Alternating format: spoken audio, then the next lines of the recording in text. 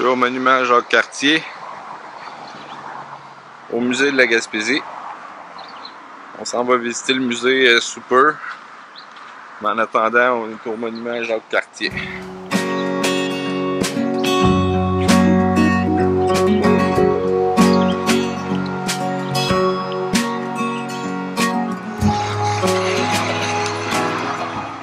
Le panneau que je vous filmais ici, c'est en mémoire d'elle.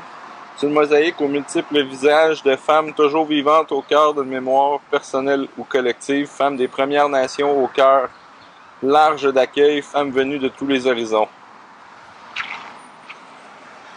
Puis si vous voulez la suite, vous viendrez visiter le musée de la Gaspésie avec le monument Jacques-Cartier.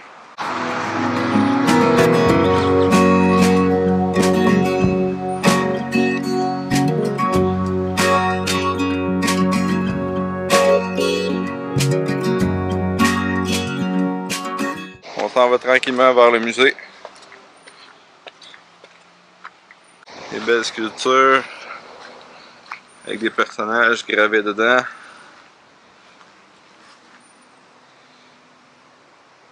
Parlant d'eau de la sculpture avec les personnages gravés dedans, il y a un texte.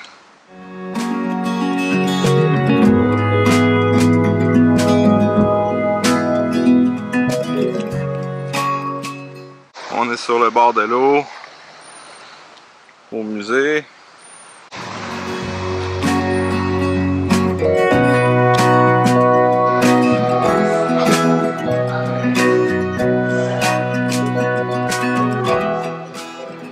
On commence la visite du musée de la Gaspésie.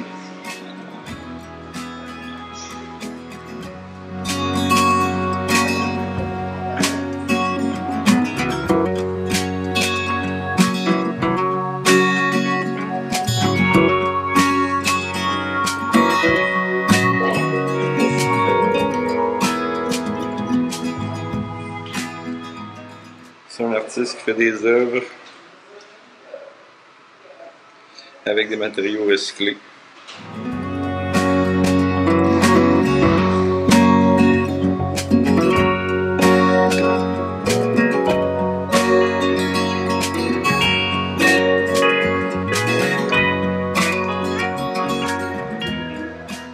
On peut voir les guitares faites avec des matériaux recyclés qui fonctionnent bien.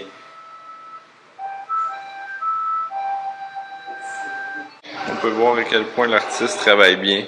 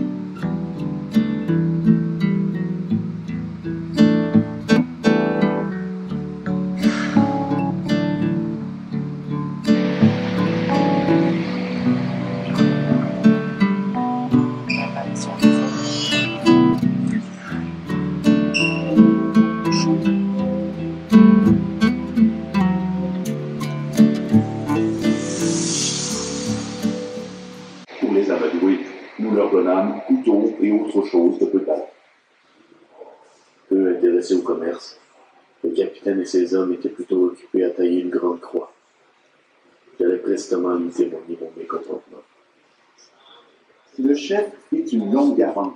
Avec de grands gestes, il pointa les environs, semblant dire que nous ne pouvions planter la dite croix sans son congé. C'est avec ruse que le capitaine nous fit embarquer dans son navire. Après nous avoir comblés de trésors. À chaque petit cubicule, il s'illumine pour raconter une histoire vraiment intéressante.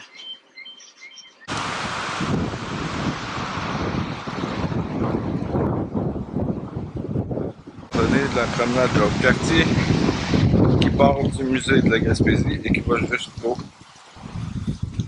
cet historique berceau du Canada.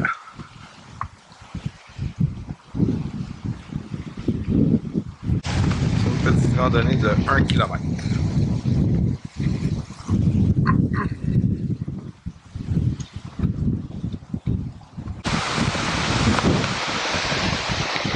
On va commencer la petite randonnée de la promenade Jacques-Cartier. On va jusqu'au berceau du Canada, qui est 1 km. La randonnée débute en bas du musée de la Gaspésie. Et tout le long, on a ce beau décor-là jusqu'au bout. Beau trottoir en bois, bien aménagé. Une belle petite randonnée. Toujours sur la promenade Jacques-Cartier.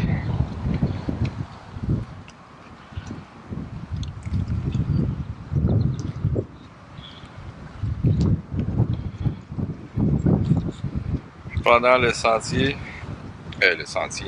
pendant la promenade en fait, et non le sentier, il y a quelques panneaux explicatifs de la ville de Gaspé, très intéressant. Puis sur cette promenade, il y a même un parcours énergie, comme vous pouvez voir, avec un code QR pour le balado.